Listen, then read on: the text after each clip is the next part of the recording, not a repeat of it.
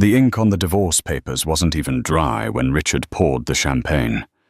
He laughed a loud, jagged sound that echoed off the glass walls of the boardroom, mocking the woman who sat across from him. He thought he had won.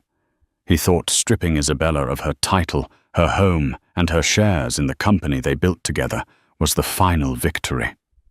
He watched her hand shake as she signed everything away, convinced he was looking at a broken woman. But Richard forgot the first rule of business: never celebrate until the check clears. Because what he didn't know was that the empire he just stole was already burning to the ground. And Isabella. She wasn't shaking from fear. She was shaking from holding back a smile. The air in the conference room of Sterling Dynamics always smelled of expensive leather and ozone, a scent that Richard Sterling claimed was the smell of money. It was located on the 45th floor of the Salesforce Tower in London, overlooking a city that Richard believed he owned. At 10:00 a.m. on a rainy Tuesday, Richard stood by the floor-to-ceiling window, adjusting the cuffs of his bespoke Savile Row suit. He checked his reflection, smoothing back his silver fox hair. At 52, he was the picture of modern success, CEO of the year, a tech visionary, and as of noon today, a very wealthy bachelor. "Stop pacing, Rick. You're making me nervous," a voice purred from the mahogany table. Richard turned to smile at Jessica Tate. She was 28, sharp as a tack, and currently the CFO of his company. She was also the reason his marriage to Isabella was ending, though Richard preferred to think of it as a strategic realignment of his personal life. "Nervous," Richard scoffed, walking over to pour himself a glass of sparkling water. "There is nothing to be nervous about, Jess. The lawyers drafted the settlement exactly as we discussed. Isabella gets the beach house in Cornwall, which is rotting with damp, by the way, and a lump sum of £2 million. In exchange, she forfeits all claims to Sterling Dynamics, including the voting rights attached to her founder shares. It's a slaughter." Jessica tapped her manicured nails on the leather folder in front of her. "It feels too easy. Isabella isn't stupid. She has a PhD in mathematics, Rick. She wrote the core code for the predictive engine 10 years ago. "That was 10 years ago." Richard dismissed her concern with a wave of his hand. "She hasn't stepped foot in this office since we went public. She's been too busy gardening and playing the suffering wife. She doesn't know the valuation has tripled in the last 6 months due to the upcoming merger with Kensington Tech. She thinks the stock is stagnant. By the time she realizes she signed away a £100 million asset for a pitiful $2 million, the ink will be dry, and we'll be drinking Dom Perignon in the Seychelles." Richard's phone buzzed. It was a text from his lead attorney, Arthur P. Blackwood, a man known in London, legal circles as the Vulture. "She's in the elevator. She's alone." "Showtime." Richard grinned. He sat at the head of the table, assuming his power pose, shoulders back, chin up. He wanted Isabella to feel small. He wanted her to feel the weight of the institution she was being expelled from.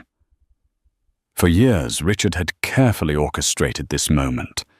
He had slowly gaslit Isabella, convincing her that the business was failing, that they were drowning in debt, and that he was the only one keeping the wolves at the bay. He hid the financial reports, routed mail to a P.O. box she didn't know about, and moved assets into shell companies in the Cayman Islands. He had created a reality where he was the martyr, and she was the burden. The heavy oak doors creaked open.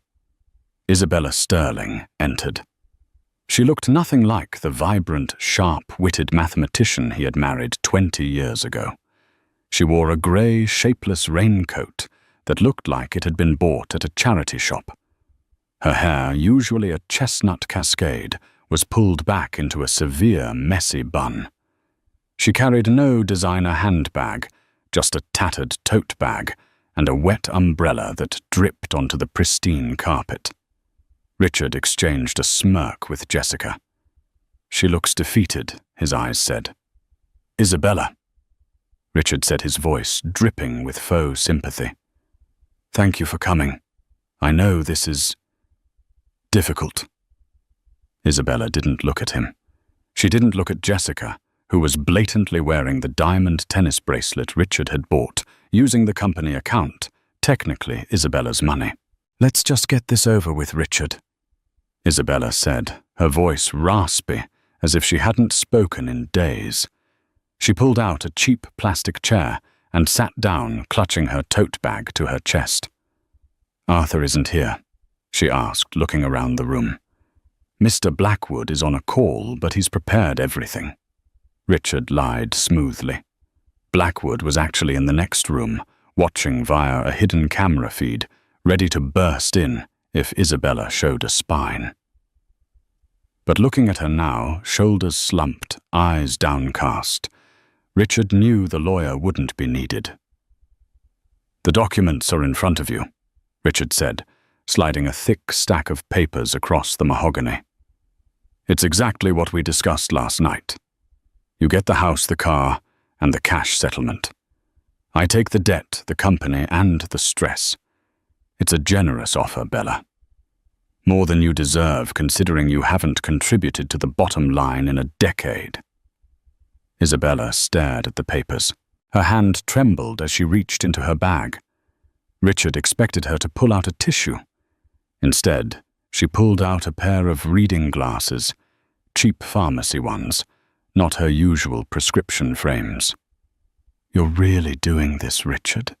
she whispered, looking at the cover page. "After 20 years, you're trading me in. It's business, Bella." Richard sighed, checking his Rolex. "We've grown apart. I need a partner who understands the speed of the modern world. You just want to be comfortable. This deal gives you comfort." Jessica chimed in, unable to help herself. "It's for the best, Isabella. Really. Richard has been under so much pressure. He needs freedom to save the company."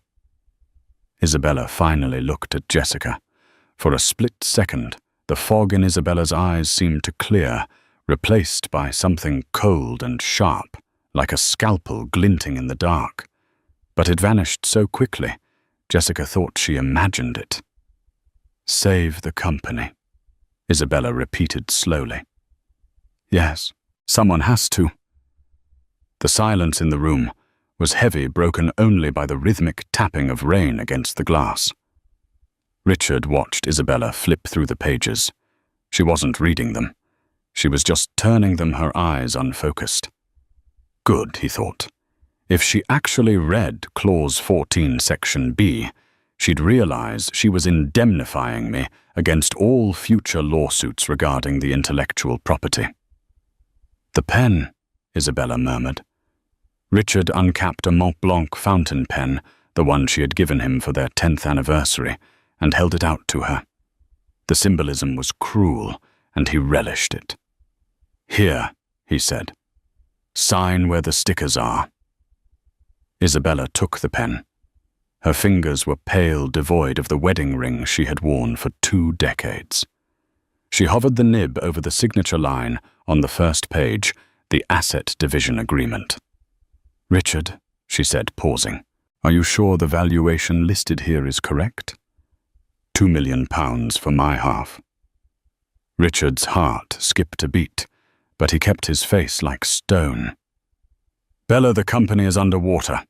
You know that.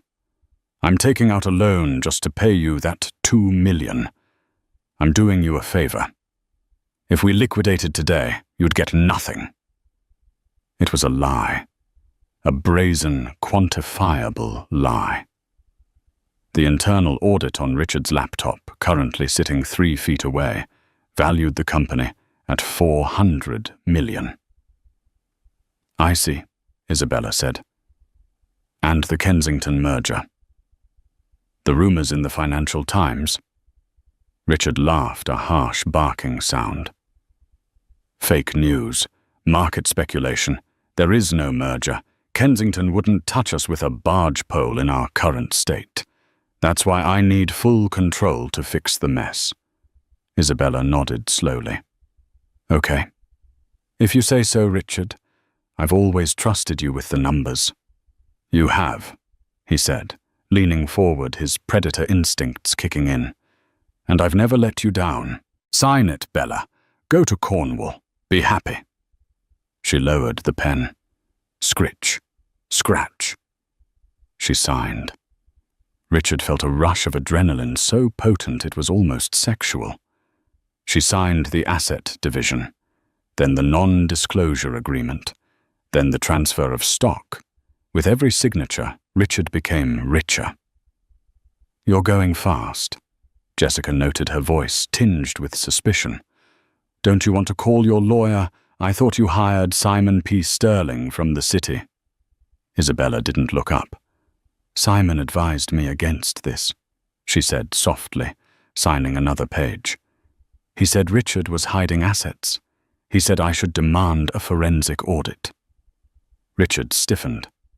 Simon P. Sterling was a shark. If he was involved, why was Isabella here alone? But Isabella continued, turning the page. I fired him this morning. Richard let out a breath he didn't know he was holding. You fired him? Why? Isabella looked up, and this time there was a tear running down her cheek. Because I just want it to be over, Rick. I don't want a fight. I don't want to drag our names through the mud. I just want out. Smart woman. Richard grinned, glancing at Jessica. Simon would have just drained your bank account for fees. This is cleaner. Cleaner, Isabella echoed. She reached the final page. This was the big one. The irrevocable power of attorney and assignment of IP rights. This document transferred the ownership of the Argos algorithm, the code. Isabella wrote the code that was the company solely to Richard. She hesitated.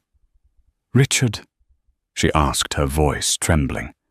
Does this include the Black Box project? Richard froze. The Black Box project was the new military application of her old code. It was the secret source of the Kensington merger. It includes everything, Bella, Richard said, his voice hardening. Don't get sentimental about code you wrote in a basement 10 years ago. It's obsolete. I need the rights to update it. If you don't sign that, the deal is off. No 2 million. No beach house. He was bluffing, and he prayed she wouldn't call it. Isabella looked at the paper. Then she looked at Richard. For a moment, the air in the room shifted. The temperature seemed to drop. Isabella sat up a little straighter. The tremulous quality of her hands vanished. You're right, she said, her voice suddenly clear, devoid of the raspiness from earlier. It is obsolete. She signed the paper with a flourish, capping the pen with a loud click. Done, she said. Richard snatched the papers away before she could change her mind. He quickly checked the signatures. They were all there. Isabella V. Sterling. Well, Richard said, standing up and buttoning his jacket. He felt like he was floating. He had done it. He had pulled off the heist of the century against his own wife. I'm glad we could be adults about this. He looked at Jessica. Champagne. I think so. Jessica beamed. Isabella stood up. She picked up her wet umbrella and her tattered tote bag. She didn't look sad anymore. She didn't look defeated. She looked, bored. Goodbye, Richard, she said. Enjoy the company. I will, he laughed. Enjoy Cornwall. Try to fix the roof before it caves in. Isabella walked to the door. Her hand rested on the brass handle. She paused, not turning around. "Oh, Richard. One small thing," she said. "What is it?" "Did you need cab fare?" Richard mocked, already popping the cork on the bottle Jessica had retrieved from the mini-fridge. "No," Isabella said. She turned her head slightly, just enough so he could see her profile. A small ghostly smile played on her lips. "I didn't fire Simon P. Sterling this morning." Richard paused the bottle, hovering over the glass. "What?" "I didn't fire him. I told him to wait in the lobby until I sent him a text. He's down there with the representatives from the Financial Conduct Authority." Richard's blood ran cold. "The FCA? What are you talking about? And that document I just signed?" Isabella gestured vaguely to the stack Richard was guarding like a dragon. "The one transferring the company to you?" "Yes," Richard demanded, stepping forward. "I hope you read the timestamp on the validity clause," Isabella said. "Because as of 800 a.m. this morning, Sterling Dynamics doesn't own the Argos algorithm anymore." "That's impossible," Richard spat. "The IP is locked in the company vault." "No," Isabella said, opening the door. "The IP was leased to the company. By me. The lease expired at midnight, and since you were too busy planning your victory party to read the renewal notice I sent 3 months ago, I sold it." You what?" Richard dropped the champagne bottle. It didn't break, but it foamed over onto the expensive carpet. "I sold it. To Omnicorp," Isabella said, naming the largest, most ruthless competitor in the market. "For £300 million. The money is already in a trust in Zurich. You just signed a deal to take full ownership of a shell company that owns nothing but office furniture and about," she glanced at the ceiling, £15 million in debt. Richard stood paralyzed. The silence in the room was deafening. Isabella walked out the heavy door, clicking shut behind her, with the finality of a coffin lid. The silence that Isabella left behind was heavier than the heavy oak doors she had closed. For 10 seconds, the only sound in the boardroom was the fizz of the expensive champagne soaking into the carpet. "She's lying," Jessica whispered, her voice trembling. She looked at Richard, waiting for him to laugh, to tell her it was just one of Isabella's desperate final plays. "Richard, tell me she's lying." But Richard Sterling wasn't laughing. He was sprinting toward the conference table where his laptop sat. His hands, usually steady enough to sign multi-million-pound checks, were shaking so violently he missed the enter key twice. "The server," Richard muttered, sweat beading instantly on his forehead. "I need to check the IP repository." He logged into the Sterling Dynamics mainframe. He navigated to the secure folder labeled Project Argos. This folder was the heart of the company. It contained the source code that predicted stock market fluctuations with 98% accuracy. It was the reason Kensington Tech wanted to buy them. It was the collateral for the £15 million in loans Richard had taken out to fund his lifestyle and Jessica's apartment. He clicked the folder. A dialog box popped up on the high-definition screen. It wasn't the usual password prompt. It was a red box with white text. "Error 404, asset not found. Directory path invalid, license key expired." "No," Richard gasped. "No, no, no." He hammered the keyboard. He tried the backup servers. Error 404. He tried the cloud mirrors. Access denied by system administrator root user I. Sterling. "She wiped it," Richard screamed, his voice cracking.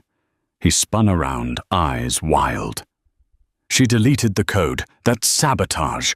We can sue her for destruction of corporate property." Suddenly, the door to the adjoining room flew open. Arthur P. Blackwood, the lead attorney, burst in. But the arrogant smirk was gone. His tie was loosened, and he was sweating profusely. He held a tablet in his hand, his knuckles white. "She didn't delete it, you idiot," Arthur roared. It was the first time Richard had ever heard the lawyer raise his voice at a client. "She migrated it. I just got an alert from the patent office." Arthur threw the tablet onto the wet table. It showed a filing update from the UK Intellectual Property Office. Transfer of ownership. Argos, predictive engine. From Sterling Dynamics lessee to Omnicorp Global Holdings. Effective date today, 08:00 AM, GMT. Status valid. "The lease," Arthur hissed, pacing the room like a caged animal. "She mentioned a lease. Richard, did you ever actually read the founding documents 10 years ago?" "I don't read the technicalities, Arthur." "That's what I pay you for," Richard yelled back. "I didn't write the founding documents," Arthur shouted. "Isabella did. She incorporated the company before you two were even married. She leased the IP to the company for a 10-year term for £1 a year. It was a tax loophole. Or so we thought." Jessica slumped into her chair, her face draining of colour. "So, ma'am, the company we just fought to keep, the one Isabella just signed over, is an empty box," Arthur finished grimly. "We own the furniture, the lease on this office, and the debt. But the product, the thing that generates the revenue, it's gone. It belongs to our biggest competitor." Richard felt the room spin. He grabbed the back of a chair to steady himself. "We can fix this. We can challenge the sale. We can claim duress." "Duress?" Arthur laughed, a manic, terrified sound. "You just spent an hour on a recorded line bullying her into signing the settlement. You made her sign a waiver, saying she had received independent legal advice. You handed her the pen. If we go to court, that recording will be Exhibit A." Then the reality hit Richard. "The loans," he whispered. The room went deadly silent. "What loans, Richard?" Jessica asked, her voice high and thin. I personally guaranteed the bridge loan from Barclays," Richard stammered. 15 million. I put the IP up as collateral. I told the bank we owned it outright." Arthur Blackwood stopped pacing. He stared at Richard with pure horror. "You pledged assets you didn't own as collateral for a bank loan. I thought I owned them. I'm the CEO. That's bank fraud, Richard," Arthur said, his voice dropping to a whisper. "That is federal bank fraud. That's not a lawsuit. That's prison." Arthur immediately grabbed his briefcase. He started shoving his papers inside. "Where are you going?" Richard demanded. "I'm leaving," Arthur said, snapping the briefcase shut. "I am terminating my representation effectively immediately. I was not aware you were committing fraud. I am not going down for this." "You can't leave me." Richard lunged for him, but Arthur was faster. He headed for the door. But before Arthur could reach the handle, the double doors swung open again. This time, it wasn't a lonely wife in a raincoat. 4 people walked in. They wore dark blue windbreakers with yellow lettering on the back. The man in front was tall with a face like carved granite and eyes that had seen every white-collar crime in London. "Richard Sterling?" the man asked. He didn't shout. He didn't need to. Richard couldn't speak. He just nodded. "I'm Agent Graves with the Financial Conduct Authority, working in conjunction with the Serious Fraud Office," the man said, flashing a badge. "We have a warrant for the seizure of all electronic devices and financial records associated with Sterling Dynamics, and you personally." Behind Graves, 2 officers moved toward the laptop. Another moved toward Jessica. "Miss Tate?" an officer asked. I'm just the CFO." Jessica stammered. clutching her diamond bracelet. "I just do the payroll." "Then you'll want to explain the unauthorized transfers of company funds to your personal accounts listed in the audit we received this morning," the officer said calmly. "Please step away from the table." Richard watched as his world dismantled in real time. The champagne was still foaming on the carpet. The settlement papers, his victory, sat on the table, a monument to his own stupidity. "Who sent you?" Richard croaked, looking at Agent Graves. "Was it Isabella?" Agent Graves looked at Richard with mild curiosity. "Isabella Sterling, no. We received a tip-off and a complete forensic dossier from a Mr. Simon P. Sterling. He's been gathering evidence on your shell companies for 6 months. Richard felt his knees give way. He sank into the chair Isabella had just vacated. "She knew," Richard whispered to himself. "She knew the whole time." 45 floors down, the rain had turned into a typical London drizzle. Isabella walked out of the revolving doors of the Salesforce Tower. The air tasted sweet. It tasted like ozone and exhaust fumes. But to her, it tasted like freedom. She didn't look back at the glass monolith. She didn't need to see the chaos unfolding on the 45th floor. She had run the simulations in her head 1,000 times. She knew the probabilities. She knew Richard's psychology better than he knew himself. A sleek black Bentley Mulsanne pulled up to the curb, splashing a little water onto the pavement. The rear door opened, and a man stepped out, holding a large black umbrella. He was in his late 50s, wearing a tweed suit and round spectacles. He looked like a kindly university professor. But Simon P. Sterling was the deadliest forensic accountant in the city. He was no relation to Richard, a coincidence that Isabella found endlessly amusing. "Mrs. Sterling," Simon said, bowing his head slightly as he shielded her from the rain. "Or should I say, Ms. Vance?" "Sterling is fine for now." "Simon," Isabella said, a genuine smile breaking across her face as she slid into the leather interior of the car. "I want Richard to keep seeing that name on the subpoenas." Simon got in beside her and closed the door, sealing out the noise of the city. The car pulled away smoothly into the traffic. "How did it go?"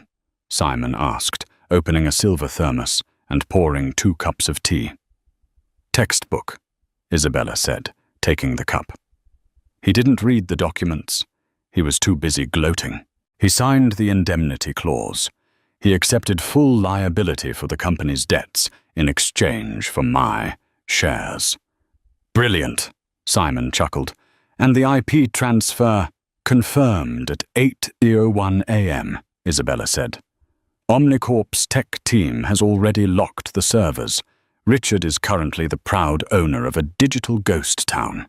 Simon took a sip of tea. "I just received a text from my contact at the FCA. They've secured the floor. Agent Graves is on site. They're seizing the computers." Isabella nodded, looking out the window at the passing grey buildings. It should have felt triumphant, but mostly she just felt relief.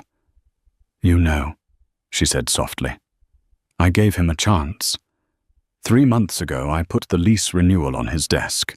It was right on top of his Golf Weekly magazine. If he had just opened it, if he had just asked me about it, I would have renewed it. I would have let him keep the company." "But you knew he wouldn't," Simon said. "I calculated the probability," Isabella corrected him. "Given his narcissism scores and his obsession with the merger, there was a 94% chance he would ignore any paperwork that didn't have a check attached to it. And the other 6%, I had a backup plan." Isabella shrugged. "But I prefer this one." The car phone buzzed. Simon looked at the caller ID. "It's the buyer." He pressed the speakerphone button. "Isabella." A deep, gravelly voice filled the cabin. "Hello, Sebastian," Isabella said. Sebastian Cross was the CEO of Omnicorp. 10 years ago, Richard had fired Sebastian from Sterling Dynamics in a public, humiliating tirade, claiming Sebastian lacked vision. Sebastian had gone on to build a rival empire that dwarfed Richard's. "Is it done?" Sebastian asked. "It's done," Isabella confirmed. "The code is yours.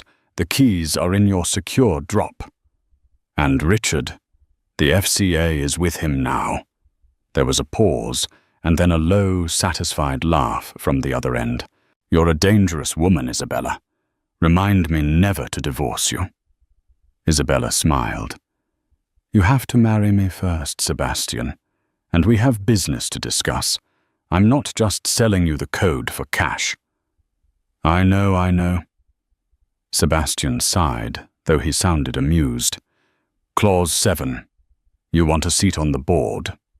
"Chairman of the board," Isabella corrected him. "And I want to head the new AI division. The Argos algorithm is 10 years old, Sebastian. It's a dinosaur. I've been working on something new in my greenhouse in Cornwall. Something better." "Better than Argos?" Sebastian asked, his voice sharpening with interest. "Argos predicts the market," Isabella said, her eyes gleaming. "My new system, it influences it. It identifies the butterfly effect points in the data. It doesn't just watch the wave. It creates it." Silence on the line. The value of what she was describing was incalculable. "I'll have the papers drawn up," Sebastian said instantly. "Welcome to Omnicorp, Isabella Corp." "Thank you, Sebastian. Oh, and one more thing. Yes, when you announce the acquisition of the IP tomorrow morning, make sure you issue a press release stating that Sterling Dynamics is not an affiliate partner or subsidiary of Omnicorp. I want the stock market to know exactly what Richard owns." "You want to tank his stock," Sebastian said. "Kick him while he's down." "No," Isabella said, watching the rain streak the window. "I want to ensure that when the bank seizes his assets to pay back the fraud, there's nothing left to auction. I want him to understand what it feels like to have zero equity, zero leverage, zero control." "Ruthless," Sebastian murmured. "I love it. See you at the board meeting on Monday." The call ended. Simon looked at Isabella with a mix of awe and fear. "You really have been working on a new algorithm?" "Of course," Isabella said, opening her tote bag. She pulled out a thick, leather-bound notebook filled with complex equations. "What else was I going to do while Richard was out with Jessica gardening is relaxing Simon. But math is power." She patted the notebook. "Richard thought I was the woman behind the man," she said. "He forgot that I was the brain behind the business. He fell in love with the interface, but he never understood the code." The Bentley turned a corner, heading toward the private airfield, where a jet was waiting to take Isabella to Zurich to sign the final papers. "Do you want to stop anywhere before the airport?" Simon asked. "Celebrate," Isabella thought for a moment. "No. I just want to check my bank balance." Simon handed her his iPad. She logged into her secure Swiss account. Balance 302,000 pound. She stared at the number. It was just a number. It didn't fix the 20 years she had wasted. It didn't fix the betrayal. But as she looked at it, she realized it did buy one thing. It bought a future where she never had to ask anyone for permission ever again. "It'll do," she said, handing the iPad back. Back at the tower, Richard Sterling was being led out of his office in handcuffs, a jacket draped over his hands to hide the steel. Paparazzi tipped off by an anonymous source Simon were already gathering in the lobby. But Isabella didn't care about that anymore. She was already writing the next chapter. The holding cell at the Charing Cross police station was painted a colour that could only be described as despair grey. It smelled of stale urine and industrial cleaner, a far cry from the ozone and leather of the Sterling Dynamics boardroom. Richard Sterling sat on the hard wooden bench, still wearing his bespoke suit, though now the tie was gone confiscated as a suicide risk, and the shirt was wrinkled. He had been sitting there for 6 hours. "I need to make a call," Richard barked at the guard for the 10th time. "I demand to speak to Arthur Blackwood." The guard, a burly man who looked like he'd spent the morning dealing with drunks and pickpockets, didn't even look up from his newspaper. "Your solicitor already came and went, mate. He said he's not representing you." "Then get me my phone. I have contacts. I have the Home Secretary's personal number." "Your phone is evidence," the guard said flatly. "Sit down." The heavy metal door buzzed and clanked open. A woman walked in. Richard's heart leapt. "Jessica." He scrambled to his feet, relief flooding his veins. "Thank God. Did you bring the bail money? Did you get into the offshore accounts before they froze them?" Jessica Tate stood on the other side of the bars. She wasn't wearing the diamond tennis bracelet anymore. She was wearing a modest blouse and slacks, looking noticeably less glamorous than she had that morning. Beside her stood a solicitor Richard didn't recognize. She didn't look happy to see him.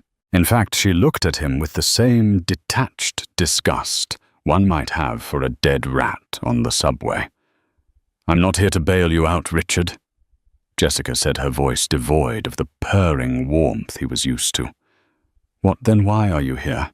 "Miss Tate is here to inform you that she has entered into a plea agreement with the Crown Prosecution Service," the solicitor beside her said. Richard blinked. "A plea agreement?" "I'm turning Queen's evidence Rick," Jessica said, crossing her arms. "I gave them the Cayman account numbers. I gave them the falsified audit logs from 2023. I gave them the emails where you told me to cook the books until they're well done." You traitor!" Richard lunged at the bars, gripping the cold steel. "I made you. I bought you everything. You're just as guilty as I am." "No." Jessica stepped back, a cruel smirk playing on her lips. "I was just an employee, following orders from a tyrannical CEO. That's the narrative anyway. And since I'm the one handing them the smoking gun, I'm looking at probation and a fine. You, however," she looked him up and down, "you're looking at 10 to 15 years for aggravated fraud and embezzlement." "Why?" Richard whispered, his voice cracking. "We were partners. We were partners when you were rich," Jessica shrugged. "Now you're a liability. And honestly, Rick, you were getting boring. All that talk about being a visionary. Isabella was right. You really didn't understand the business at all." She turned to leave. "Wait," Richard screamed. "Jessica, you can't leave me here. What about the merger? What about Kensington?" Jessica stopped and looked back over her shoulder. "Oh, didn't you hear Kensington pulled out? But the market is rallying. Omnicorp just announced a new strategic partnership. Their stock is up 12% in after-hours trading. They have a new chairwoman." She paused for effect. "They say she's a genius." The door clanged shut, leaving Richard alone in the silence. An hour later, a new lawyer entered. He was young, disheveled, and carried a briefcase that had seen better days. He introduced himself as Mr. Timothy Holt, the duty solicitor. "Mr. Sterling," Holt said, sitting on the plastic chair outside the cell. "I've reviewed the charges. It's robust." "I don't want a public defender," Richard spat. "I want a real lawyer." "With respect," Holt sighed, rubbing his temples. Your assets have been frozen by the High Court. Your personal accounts, your company accounts, even your pension. You can't afford a real lawyer. You're stuck with me." Richard sank onto the bench, putting his head in his hands. "What are my options?"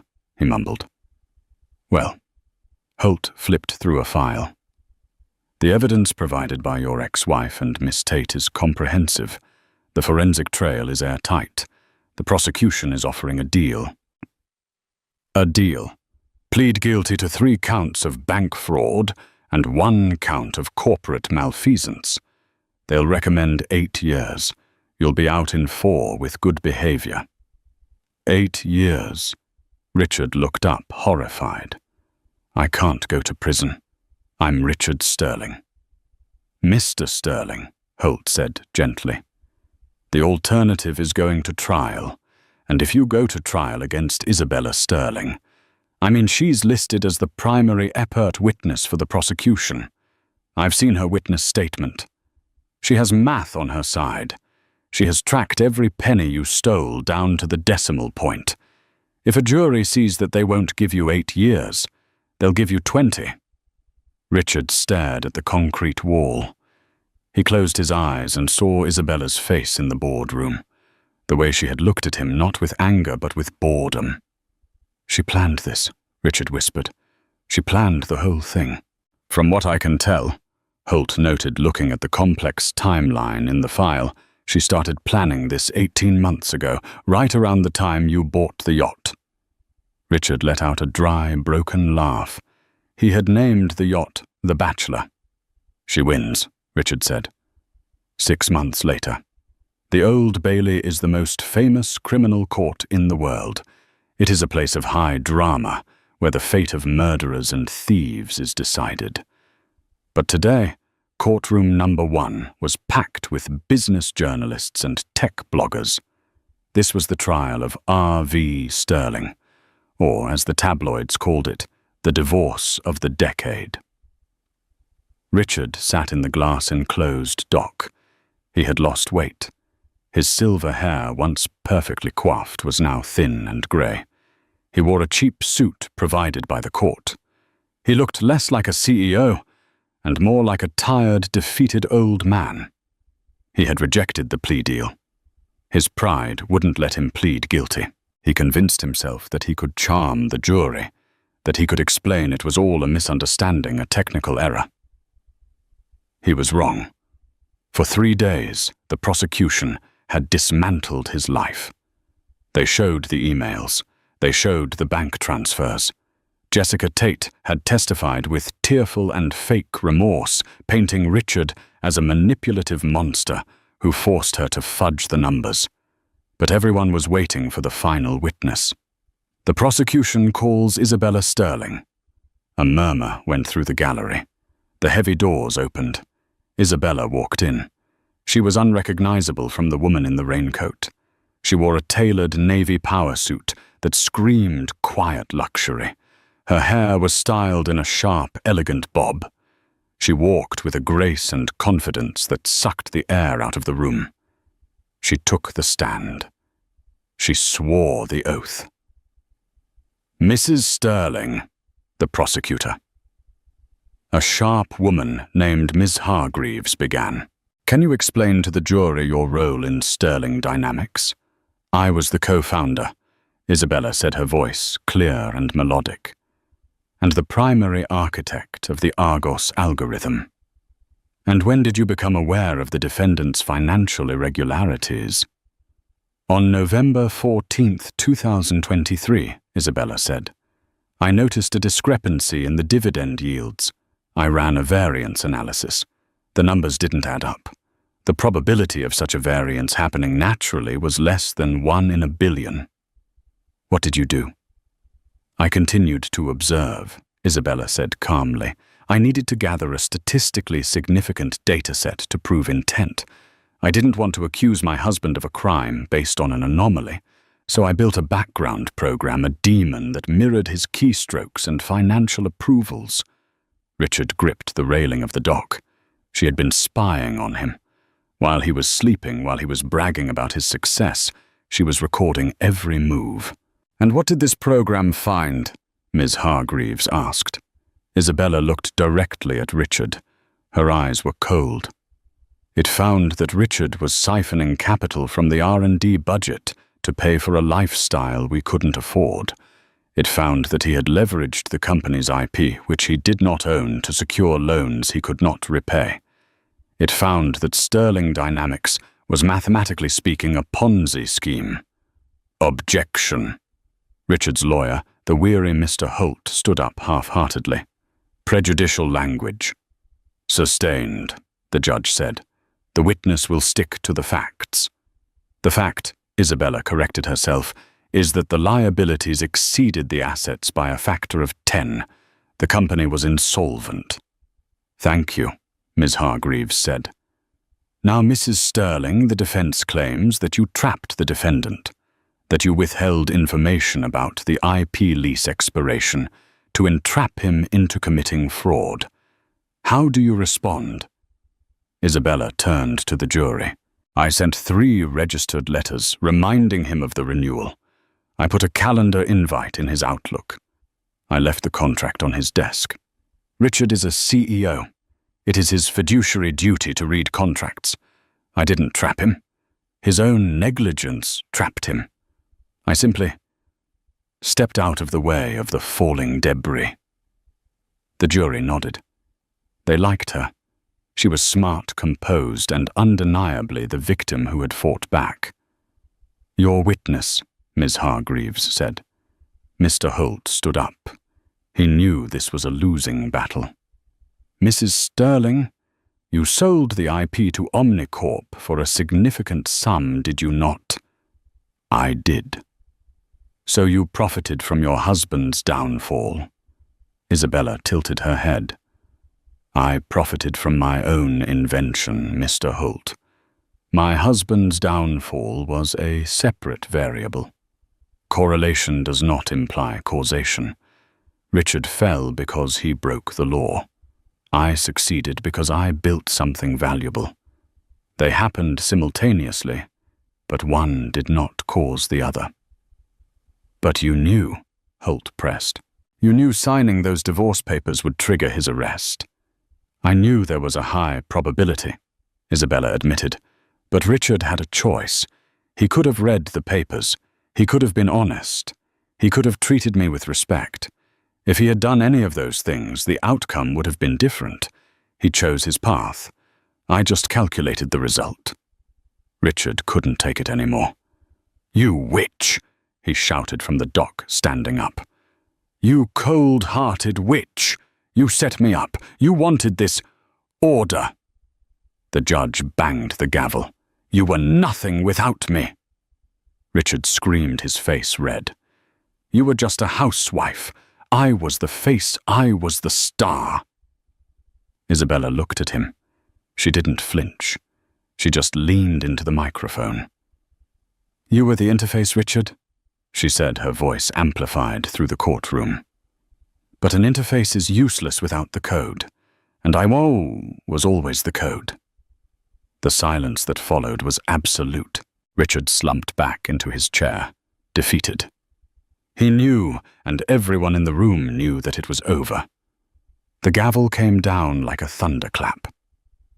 "Richard Vance Sterling," the judge intoned, peering over his spectacles. "The jury has found you guilty on all counts. The scale of your deception was matched only by your arrogance. You took advantage of the markets, your investors, and your spouse.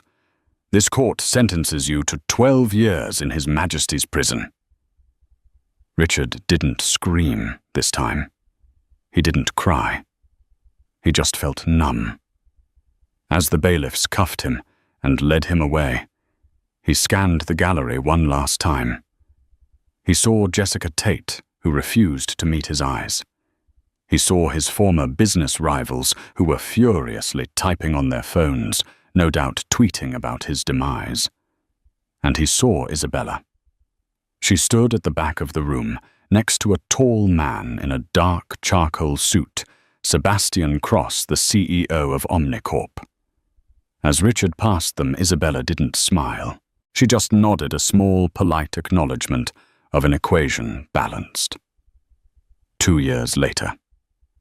HMP Ford is an open prison, a far cry from the high-security holding cells, but it was still a cage. Richard spent his days in the prison library, stacking books. It was mindless work, but it gave him time to think. He had a lot of time to think. He thought about the Black Box project, the military application, the one thing he was sure Isabella hadn't accounted for. He knew she had sold the commercial rights to Omnicorp, but the military contracts, those were classified. They were tied to his personal security clearance. He still had one card to play. If he could just get a message to the Ministry of Defense, he could trade the secrets of the black box for a reduced sentence. He could claim he was the only one who understood the encryption. "Sterling," a guard called out. "Visitor." Richard perked up. He wasn't expecting anyone. Jessica had moved to Bali. His friends had abandoned him. He walked into the visiting room. Sitting at a small metal table was not a lawyer or a general. It was Isabella. She looked radiant. She wore a simple white dress and a large sun hat, looking like she had just come from a garden party. "Hello, Richard," she said. "What are you doing here?" Richard asked, sitting down warily. "Came to gloat? Or did you run out of money?" "I have plenty of money, Richard," she said softly. "I came because, well, I needed you to sign something." Richard laughed, a harsh, rusty sound. "Sign something? You took everything. What is left to sign?"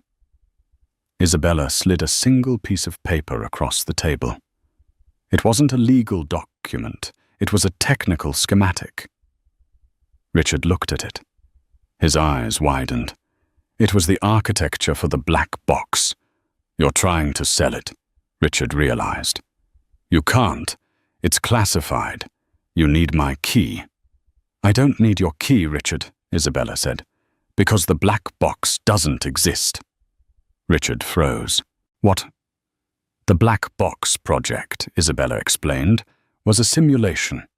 I created it 5 years ago to distract you. I knew you wanted a military contract to boost your ego. So I wrote a program that looked like a high-level encryption tool. It generated impressive-looking data, flashy graphics, top-secret protocols. But underneath, it was just a random number generator."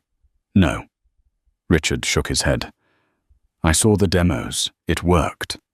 It worked because I was controlling the demo from my laptop in the next room," Isabella said. "It was a magic trick, and you fell for it. You spent 3 years pitching a fake product to the Ministry of Defense." Richard felt the blood drain from his face. "But I took money for that project. I took millions in government grants." "Exactly," Isabella said. "And that's why I'm here. The Ministry of Defense just finished their audit of the Black Box project. They realized it's vaporware. They are preparing to charge you with treason and defrauding the government." "Treason," Richard squeaked. "Unless," Isabella tapped the paper, "unless you sign this confession stating that you were solely responsible for the deception and that no other employees or spouses were aware of the fraud. If you sign this, they'll treat it as simple fraud. 5 more years added to your sentence. If you don't, they'll bury you in a hole so deep you'll never see the sun again." Richard stared at her. "You set me up again? You let me pitch a fake product?" "I didn't let you do anything," Isabella said, standing up. "You stole the files from my private server. You pitched it without my permission. You were so eager to steal my genius that you stole my garbage." She placed a pen on the table, a cheap plastic prison pen. "Sign it, Richard. It's the best deal you're going to get." Richard looked at the pen, then at Isabella. He realized finally the true depth of her intellect. She hadn't just beaten him at business. She had turned his own greed into a weapon and handed it to him barrel first. With a shaking hand, he picked up the pen. He signed. Isabella took the paper. She didn't say goodbye. She just turned and walked toward the exit. "Isabella," Richard called out, his voice desperate. "Was any of it real? The marriage, the 20 years, did you ever love me?" Isabella paused at the door.